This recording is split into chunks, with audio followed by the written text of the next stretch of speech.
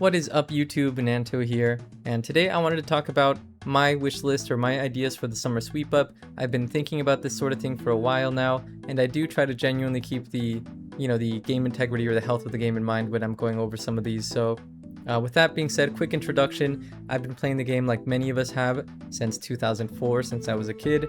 I've been on and off since then. I stopped around summoning before EOC, came back around 2017-ish for OSRS, where again I was on and off, and now I've got about a 2200 Iron Man and a 2000 total before, and a 2000 total main before Sailing came out. So, I've been through the whole game at this point, and I just wanted to go over some things that I've run into that I think could use some polishing up. So okay, so let's get into it. So I've got a few different categories here. I think I'll start with Slayer because that is something that we've all done.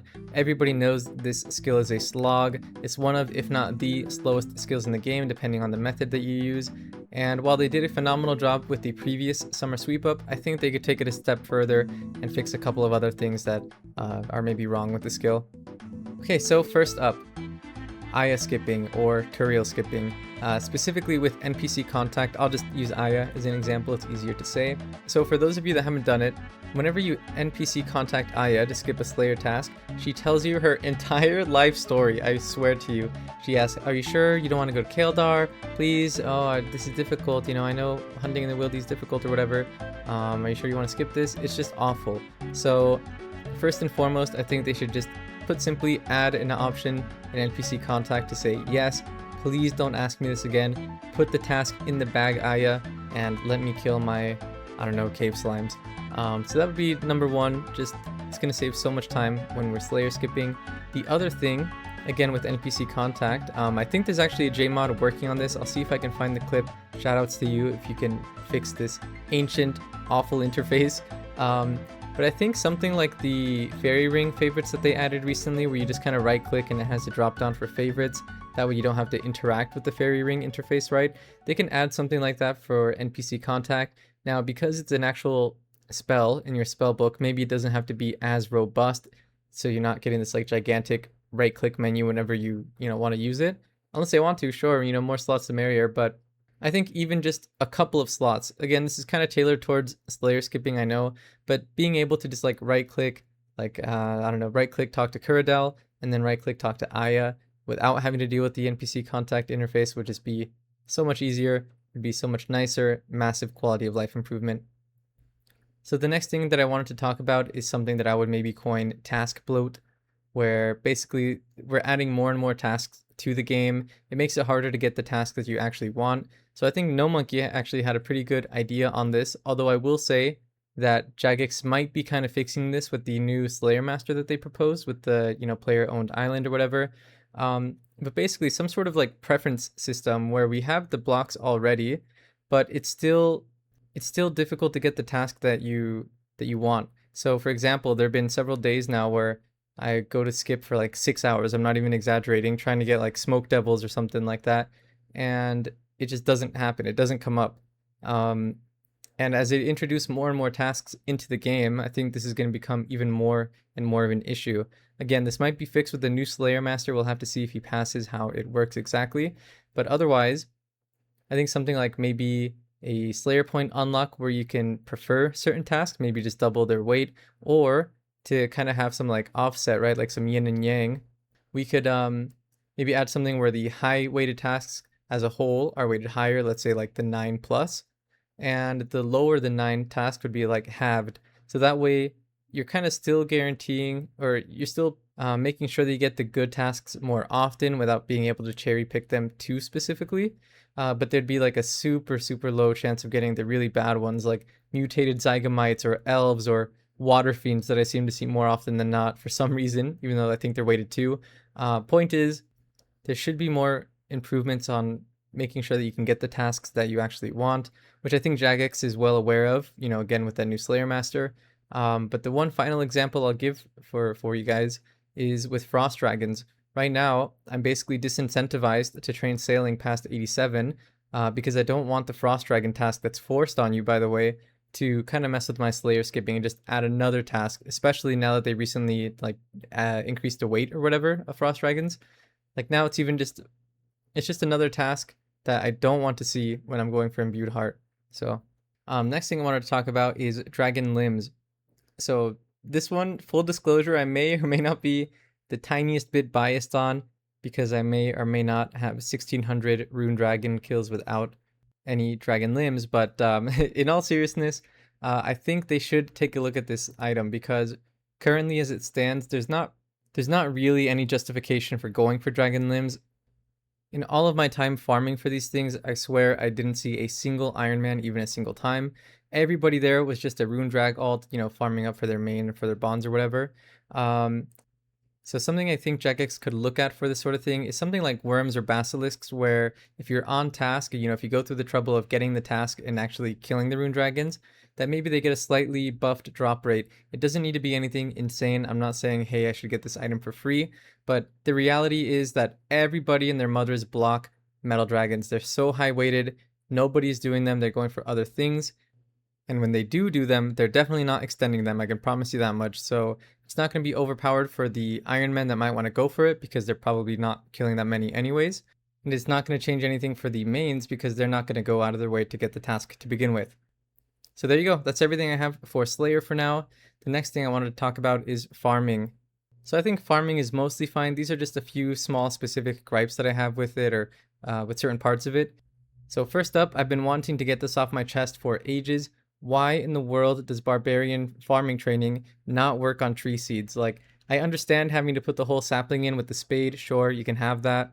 But why can we not just jam, I'm doing the finger motion, you can't see, but why can I not just jam the tree seed into the plant pot, man? Like, please. You know how many times I've forgotten my trowel? It just doesn't make sense, guys. So that's the first thing. Make barbarian fishing work on tree seeds, for the love of God.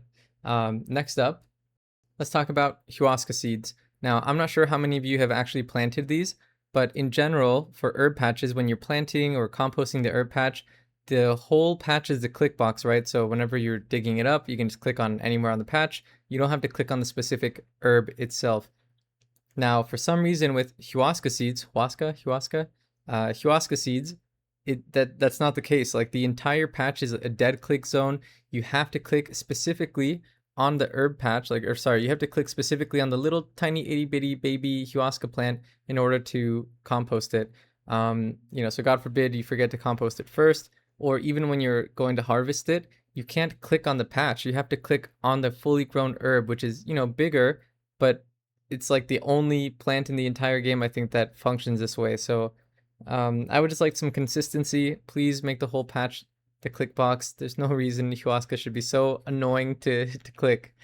Speaking of, I wanted to give a shout out. I think No Monkey talked about this. I'll see if I can find the original Reddit post. I don't know if it was his or what, but I really liked the idea of the compost changing the color of the patch to be darker. They don't need to go above and beyond to make it like a different shade of brown or whatever for each different type of compost. That would be a little too crazy, but listen, I don't know about you guys. I'm composting the same herb 10 different times every single herb run. It's like, oh, did I forget?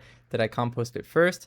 No, okay, maybe I'll compost it after. And then I go to note the herbs or whatever after I clean them. And I'm like, did I forget to compost it? And I'll go back again. It's it's just so annoying. This might be me. I might be developing Alzheimer's or something, but I don't know. It's just, making it darker would just make it nicer, make it a little cleaner, and a little easier to know when you've composted it or not.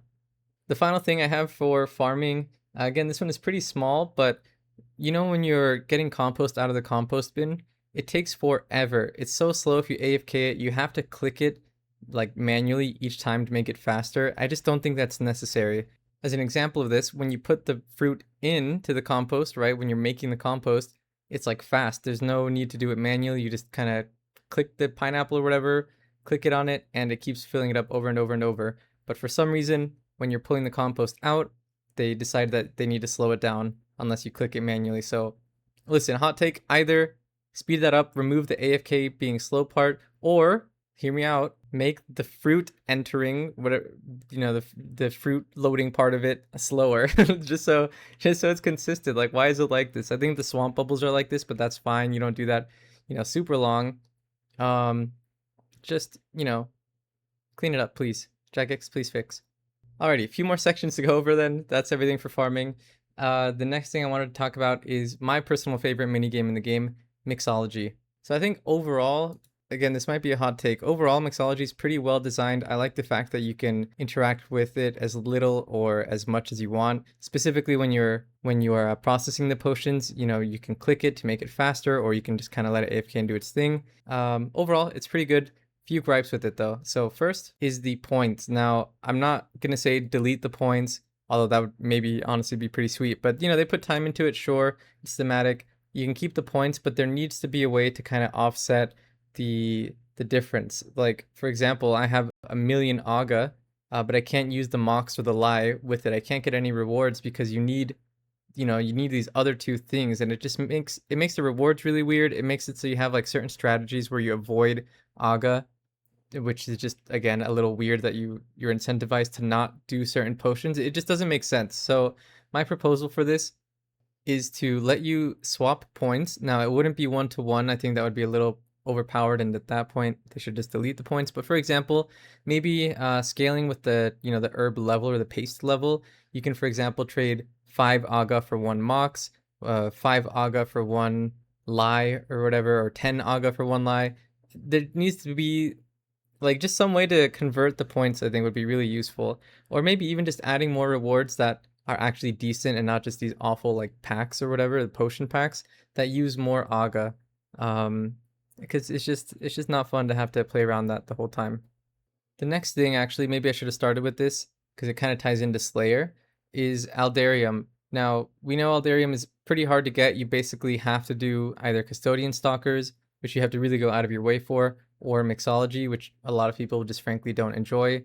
So I'm thinking that we could add, it doesn't even have to be Aldarium specifically, you know, to keep it in flavor maybe, but add the signet that you use to unlock the chest, add that to a couple of drop tables. It should be high level stuff, I think. So Doom, for example, has a lot of issues. Colosseum has a lot of issues with their drop tables. We won't get into all of that. But just adding the signet as a potential drop to those two would help fix some of the issues, not much, frankly, but some of the issues with the drop tables, and also just make Aldarium a little easier to get. You know, it's not easy content. It wouldn't be like, you know, spitting them out constantly or anything, but just adding it to the drop table, I think could be a nice little improvement for Aldarium.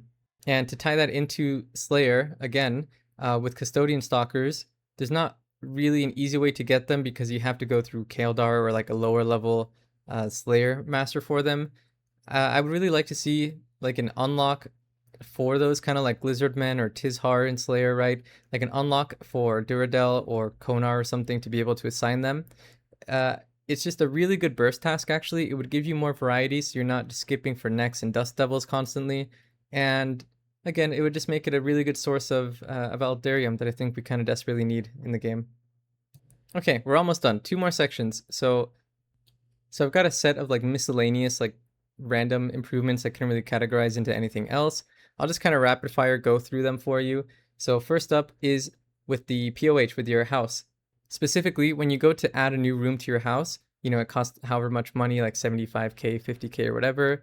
You have to have the money in your inventory. There's so many things in the game at this point, like even the Rev Caves, the GE, as a few obvious examples, Death's Coffers, whatever. All of these things take money out of your bank. They have the technology. Please, Gagek, let us use the money from our bank, even at the real estate agent, for example, to relocate or redecorate or whatever. Just let them, you know, take the money from the bank. It's 2026. Why am I buying this house in cash? Let me wire the money to you, please. Thank you. So next up has to do with a few spells here. So Jewelry Enchant. Is there really any reason why we can't just enchant something of a lower grade with a higher level spell? Like maybe it's an EXP integrity thing, or just like ancient spaghetti code that they can't fix for some reason, but this is mostly with the really weird ones like Topaz or Jade or Opal, those sorts of things where I just forget what tier spell they are. So I'm like, oh, I can't do level 3, I have to do level 2 or level 1 or whatever. It's just, I feel like it's unnecessary. If they're really worried about the EXP or some potential abuse with like Onyx enchanting a bunch of games necklaces or something, which I don't think is really a thing, maybe they could just try to make it so that you get the EXP based off of what you actually enchant, not the spell level or the level enchant spell that you use. So small thing there, it's just a QOL thing. Crossbow bolts, this one might be beyond saving. I'm gonna be honest with you, I don't even know if an interface exists in the game at this point for it. You basically just have to either wiki the spells, or you bring out every single rune, you hope you have the right ones, and when you click it, it's like, oh, you don't have enough blood runes. You'll get blood runes. Oh, you don't have enough, you know, soul or whatever. It's just super weird, super janky. Like, why is it like that? I don't know. It might be like 30 years old at this point, but maybe they could just polish it up a little bit. Okay, so this next one is a little more serious, I think. So it's having to do with Mark of Darkness. Shoutouts to Behe. I think he put me on this. They just need to remove the spell. Let's just be real. Or shoutouts to the original Redditor or whoever came up with this, but it's not interesting. It doesn't add anything into the game. It's really, its only purpose is not even to buff your spells. It's to screw you over when you forget to cast it at Yama and you don't realize until you're taking 9 years to kill these Void Flares that are just going to stack you out. It's just, it shouldn't be in the game. It doesn't serve any purpose. Just remove the spell. Obviously, you would have to buff the spells that it affects like accordingly, so they're just baseline at that buffed state, but it's just, it shouldn't be there. Mark of Darkness, please, please, please go. A couple more things here briefly. So originally, I was going to complain about the clue stashes and why you can't just sort of like use them for equipped items or whatever, but apparently this is a setting in the game that isn't on by default, by the way, that you have to specifically go out of your way to enable. Like, is there really any situation where you wouldn't want to stash your equipped items? I just don't get it. Like, just remove the setting, make this the way it works as a baseline, and just leave it at that. All right, next thing. Now, this one might be a little out of the scope of what the Summer Sweep Up wants to do, but I wanted to pitch this idea I've had for a while now. What started me on this was the Strange Lockpick. Now, I will say, again, shoutouts to No Monkey. He had a pretty good idea of maybe just adding this to the Barrow's rewards chest, especially because this is really the only place that you're going to use it realistically, and you probably still have to get the reward percentage up, which currently you basically do only minimally or don't do at all. Anyway, I thought that was a pretty sweet solution, so again, shoutouts to No Monkey for that. But my idea is totally different, so what I would like to pitch is adding more thieving shortcuts into the game. We see these already in like Underground Pass, and I think even when you're going to get your Rogue's outfit, there might be like a thieving shortcut there. Now this is a super flavorful, classic idea that's found in basically every other fantasy role-playing game, and I think it would actually do a lot to help alleviate the burden Jagex has about making new agility shortcuts constantly that people want, especially because people hate agility. It could just be a cool idea to have more thieving ones. It'd be more varied, and again, it's really on brand. Now I can't think of too many examples where this might be useful. The first one, of course, is Barrows. That's what started this whole idea to begin with. But something else might be something like the Rogue's Castle, where you can have a thieving shortcut to escape PKers.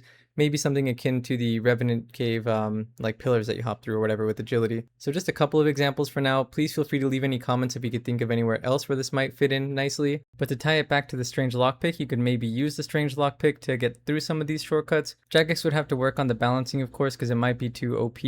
If you could just like completely skip the super high levels, maybe it's percent based, or maybe you just flat out can't use it on some of them. But it would give it some nice actual utility. And also, again, just bring an interesting new mechanic into the game in the way of thieving-based shortcuts. Okay, thank you guys if you made it this far. We can finally start talking about the latest hot topic, CG. Now, I've actually been pretty back and forth on this myself. For reference, I have a little over 400 KC. I don't have the enhanced weapon seed, but I think that's totally fine. I don't think you should get it for free. I don't think you should get it exactly at 400 on drop rate every time or something like that. I think CG is mostly fine as it is. There's been some speculation, although they haven't said anything specific. They have mentioned the preparation phase, but I don't think that's actually where the issue is in CG. Now, this may or may not be a hot take, but the preparation already has ways to make it easier, and the way you do that is by making a lower tier armor, right? So you basically either take the time to make the tier 2 or even the tier 3 if you're like a hardcore, for example, but you're going out of your way to make the preparation worse in order to be safer in the actual fight. And I think that's fine. If you want to downgrade and go to T1 to get faster clears, albeit more dangerous, that's how you basically, fix the prep. That's how you make the prep easier. So again, I don't think that's the issue at all. I think the main issue is the fact that you can go thousands of KC, maybe unlikely, let's say 1,000 KC dry without getting anything, without feeling any real sense of progress, because at the end of the day, you're not getting any closer to getting the enhanced. You're just kind of rolling more times 1 out of 400. So I think, put simply, the easiest way to remedy this would be to add something akin to Oath Plate shards. And I don't think they even need to be particularly generous with this, but the important part is that it gives people the sense of progression still. As they're going through, they're not getting the enhanced seed, they're not having this constant feeling of dread. Like, oh, what if I never get it? What if I go 1000 dry, 1500 dry, or 2000, or whatever 9 rain got, right? Shout out. The important part is that they have people feeling the sense of progression, like, okay, I'm actually feeling myself getting closer to the seed. I have X amount of shards, I need this many more or whatever. You know, even if it still takes the 800 KC or the 1000 KC, the point is that they're actually feeling that progress. It's keeping them playing the game. It's keeping them pushing for the enhanced or the dry protection enhanced even, instead of quitting like many people do.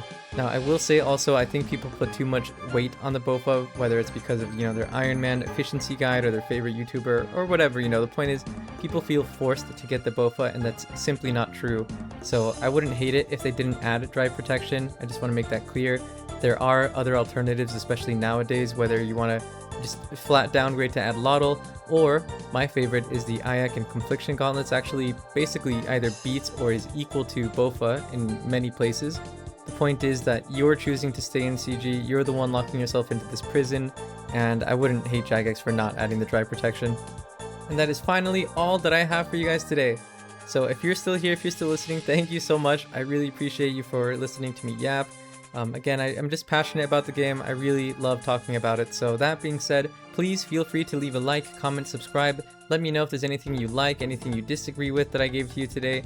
And for now, I hope you enjoy the rest of your day. Stay safe, guys. Bye!